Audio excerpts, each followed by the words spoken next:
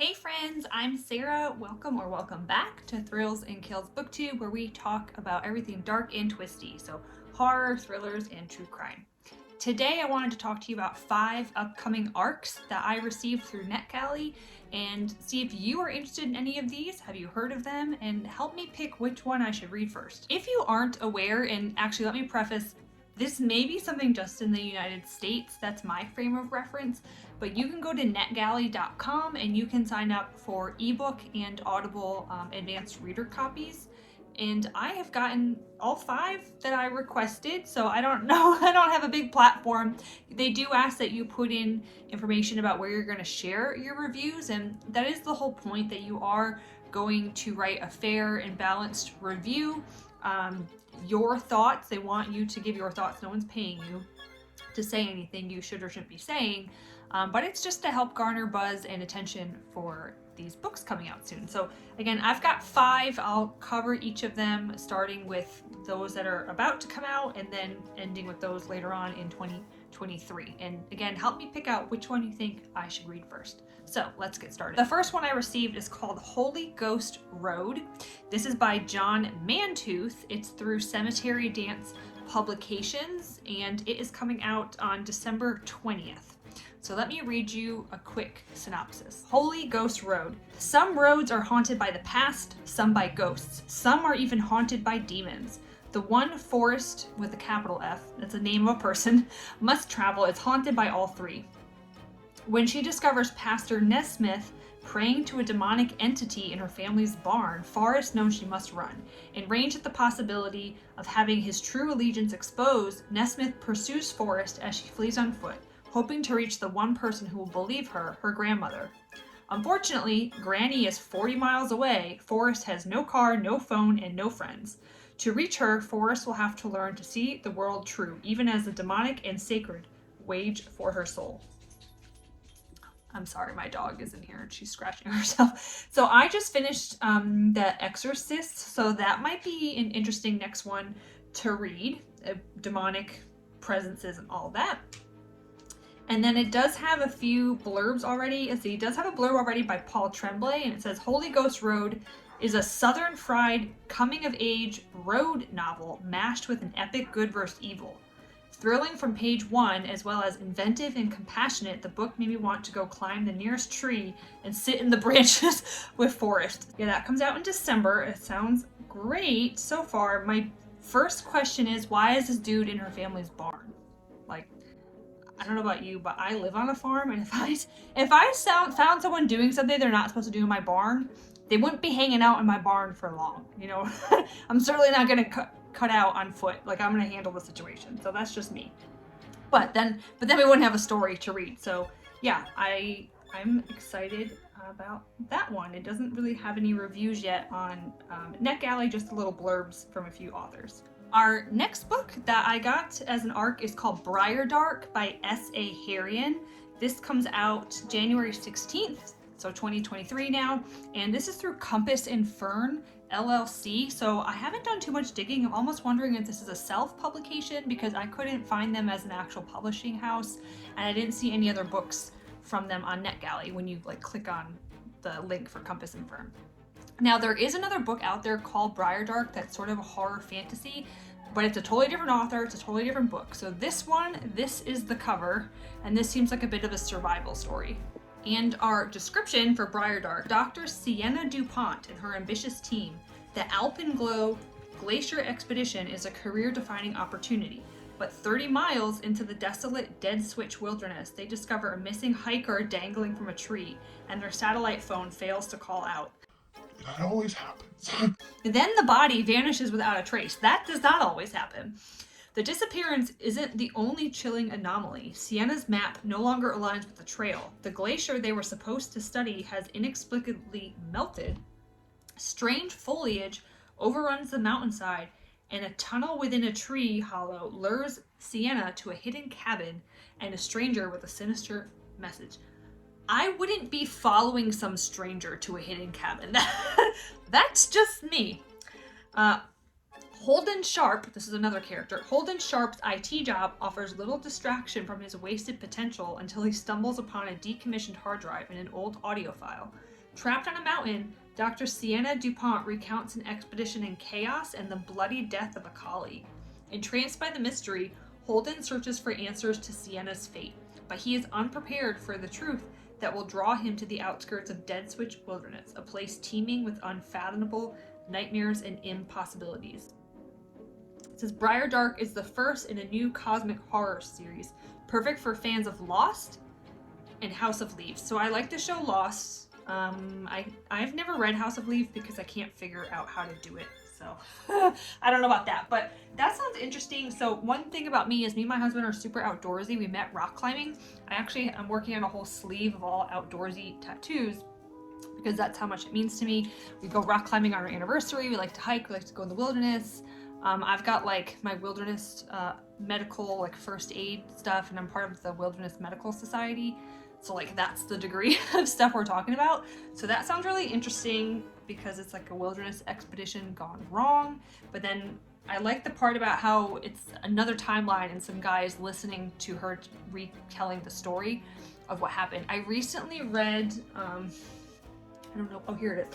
I recently read Devolution, which is somewhat similar, not an expedition, but it's this community out there in the wilderness of Washington State, and Mount Rainier explodes, and something goes horribly wrong, but someone wrote down a journal, and then there's another timeline with someone reading the journal and trying to piece together what happened. So I'm getting similar vibes of that. But again, I'm not following no stranger to a hidden cabin in the woods, especially if my satellite phone isn't working. So we'll see about that, but that sounds really cool. Briardark, and that comes out in January. My third book is nonfiction. Now this, I don't know, I might be the most interested about this. This is called Starvation Heights by Greg Olson, who he's pretty familiar name. He's written another popular book called If You Tell, and this is through Thread Books, and it comes out January 19th. So obviously 2023.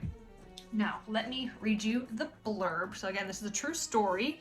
All that was left of Dr. Linda Hazard's sanitarium was the foundation in the masonry incinerator that swelled from the ground like a huge grave marker.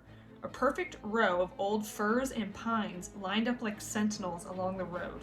Every one of the trees marked the spot where the doctor had buried each of her victims. I promise you that my pine tree tattoo is not a marker of me burying people. Okay, in 1911, two wealthy British heiresses, Claire and Dora Williamson, arrived at an unfinished sanitarium in the forests of Olalla, Washington, to undergo the revolutionary fasting treatment of Dr. Linda Burfield Hazard. It was supposed to be a holiday for the two sisters, but within a month of arriving at what the locals called Starvation Heights, the women underwent brutal evasive procedures and became emaciated shadows of their former selves. How did Hazard persuade the sisters to undergo such monstrous treatments? And why, on Claire's deathbed, did Dora, near to death herself, still hold such an extreme belief in Hazard's methods? In this chilling true story of deception and murder, Greg Olson brings us inside the disturbing world of Hazard, who would stop at nothing to achieve her dream of creating the most renowned sanitarium in the world, but ended up a convicted serial killer. See, healthcare, you gotta put your ego aside. It's not for people who've got egos. That's how we end up with these situations. It says a gripping and fascinating account of the most unusual and disturbing criminal cases in American history that will hook fans of The Five and The Devil in the White City. That sounds really good. Oh, Anne Rule wrote a little blurb. So Anne Rule says, an engrossing and compelling look at a shocking crime in another era.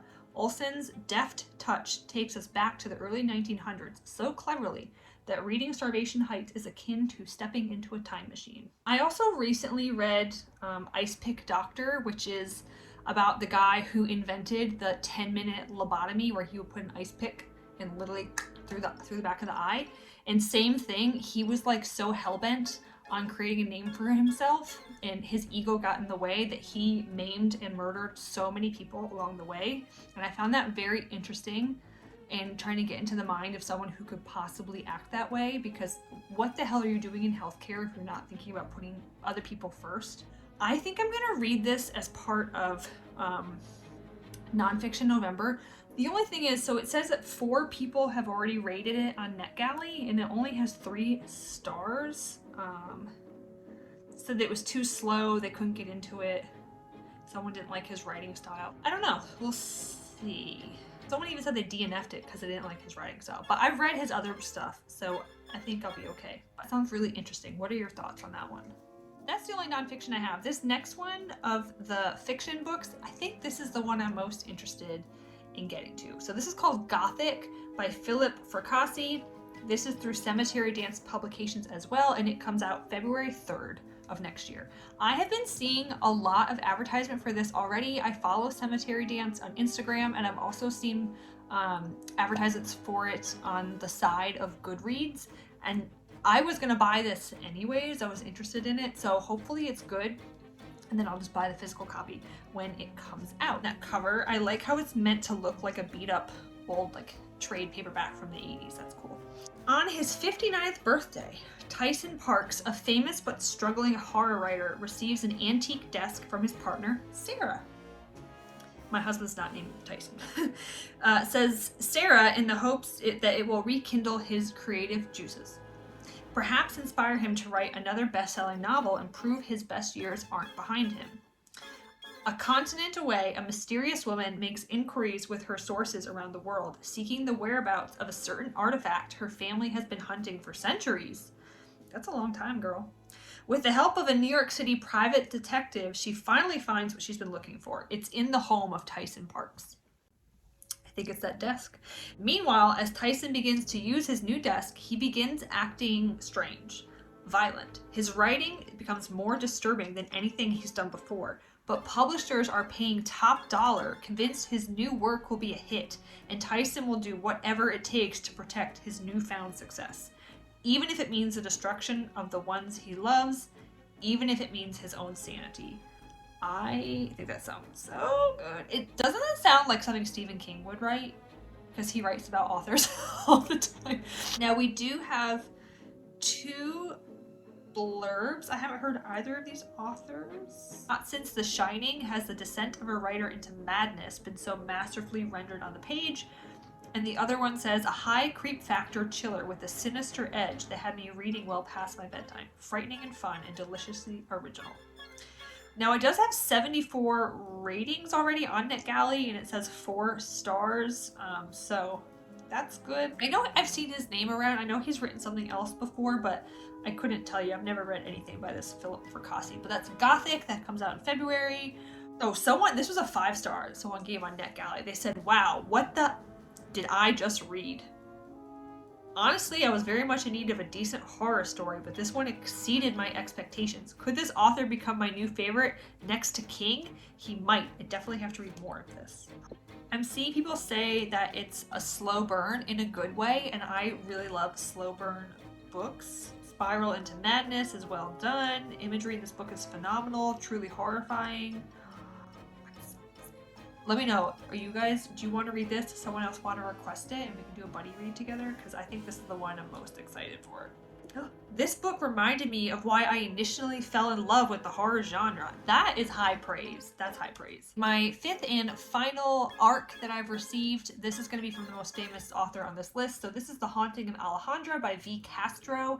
This is through Random House, and it comes out April 18th of 2023. Now, I have not read V. Castro. I know that other people really enjoy her stuff, and I've seen some really good reviews of like Goddess of Filth. I know this one is about La Llorona, and look at this cover. Isn't that beautiful? I love Mexican art, Mexican culture. Shout out to Michelle. She's from Mexico City. Did I get that right? Aren't you from Mexico City? Honestly, before COVID, we would travel to Mexico and Mexico City at least once a year. I'm well overdue for a visit to go back. And so when I saw this cover, I was like, oh yes, Mexico, like the beautiful colors and the culture. The woman is haunted by the Mexican folk demon La Llorona as she unravels the dark secrets of her family history in this ravishing and provocative horror novel. Alejandra no longer knows who she is, To her husband, she is a wife, and to her children, a mother. To her own adoptive mother, she is a daughter. But they cannot see who Alejandra has become, a woman struggling with a darkness that threatens to consume her. Is this another possession novel? When Alejandra visits a therapist, she begins exploring her family's history, starting with the biological mother she never knew. As she goes deeper into the lives of the women in her family, she learns that heartbreak and tragedy are not the only thing she has in common with her ancestors.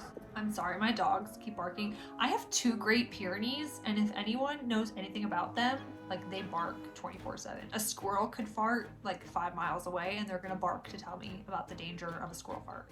So I'm sorry about that. The heartbreak and tragedy are not the only thing she has in common with her ancestors, because the crying woman was with them too. She is La Llorona, the vengeful and murderous mother of Mexican legend, and she will not leave until Alejandra follows her mother, her grandmother, and all the women who came before her into the darkness.